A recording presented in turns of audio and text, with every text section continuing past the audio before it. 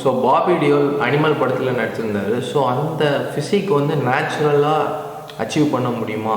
So அதை பற்றி தான் நம்ம இந்த வீடியோவில் பார்க்க போகிறோம். ஸோ பாபி டியோலோட வயசு பார்த்தா 54. ஸோ இந்த நேச்சுரல் இல்லையான்னு நம்ம கண்டுபிடிக்கிறதுக்கு நம்ம வந்து சில ஃபேக்டர்ஸ் யூஸ் பண்ணுவோம். ஸோ என்னென்ன ஃபேக்டர்ஸ்ன்னு நான் சொல்கிறேன். ஃபஸ்ட்டு வந்து ஏஜ்.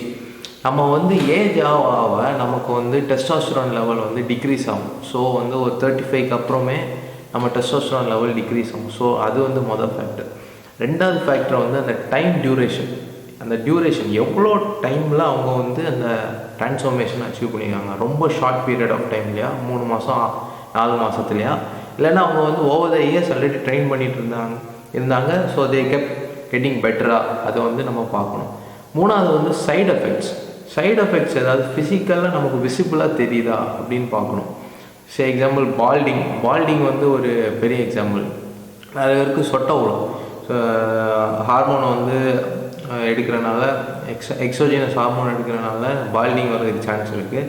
தென் வந்து ஒன்று இருக்குது, கைனோகோமஸ்டியா. அதாவது நம்ம நிப்பிள் ஏரியா வந்து பல்ஜ் அவுட் ஆகும். ஸோ வந்து அது ஒரு சைடு எஃபெக்ட் இருக்குது. தென் வந்து ஆக்னே வரும். இப்போது செஸ்ட் ஏரியாவில், ஷோல்டர், பேக்லலாம் ஆக்னே வர்றதுக்கு சான்ஸ் இருக்குது. நீங்கள் சாம்சுலிக் ஃபாலோ பண்ணிட்டு இருந்தீங்கன்னா தெரியும், நடுவில் அவருக்கு ஆக்னேலாம் வந்துருந்து. நாலாவது என்னென்னா அக்ரெஷன்.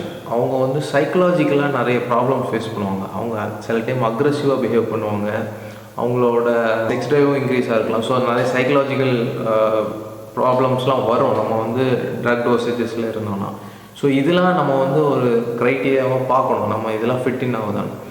ஸோ இப்போ பாபி டியோலோட கேஸில் வரேன். ஃபஸ்ட்டு வந்து ஏஜ். அவர் வந்து 54 இயர்ஸ் ஆஃப் ஏஜில் இருக்குது. ஸோ வந்து நேச்சுரலாக டெஸ்டாஸ்டரோன் வந்து ரொம்ப ஹையாக இருக்காது.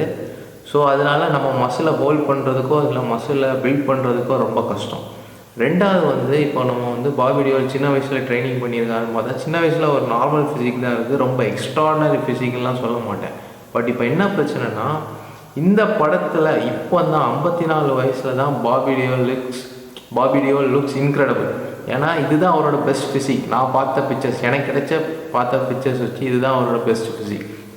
ஸோ 54 வயசில் ஒருத்தரால் இந்த அளவுக்கு பெஸ்ட்டு ஃபிசிக்கை ரெடி பண்ண முடியுதுன்னா without the help of drugs நம்மளால் பண்ண முடியாது. ஸோ ட்ரக்ஸ்னால் அப்யூசிவ் டோசஸ்ஸான்னு கேட்டால் இல்லை, மேபி ஸ்லைட் டோசஸ்லேயே பண்ணலாம் இந்த மாதிரி பாடிலாம். ஸோ அதனால் ஐ பிலீவ் நான் ஸ்லைட் டோசஸ் எடுத்துருப்பாருன்னு நினைக்கிறேன். ஏன்னா இது நேச்சுரலாக பண்ண முடியாது. தென் விசிபிளாக நமக்கு ஒன்றும் சைடு எஃபெக்ட்ஸ் தெரியல. பட் வந்து இந்த அளவுக்கு மசில் பில்ட் பண்ணோன்னா 54 வயசில் பண்ண முடியாது. ஸோ இதுதான் என் ஒப்பீனியன். பாபி டியோல் வந்து நேச்சுரல் இல்லை. இப்போது ஒரு ஸ்கேல் ஆஃப் 10ல் நான் ரேட் பண்ணுறேன்னா அவருக்கு 2% சான்ஸ் தான் நான் கொடுப்பேன். இப்போ வந்து அவர் நேச்சுரலாக இல்லை. மீதி வந்து 80% வந்து I don't think is natural. So இந்த ட்ரான்ஸ்ஃபார்மேஷன் நேச்சுரலாக பண்ணல.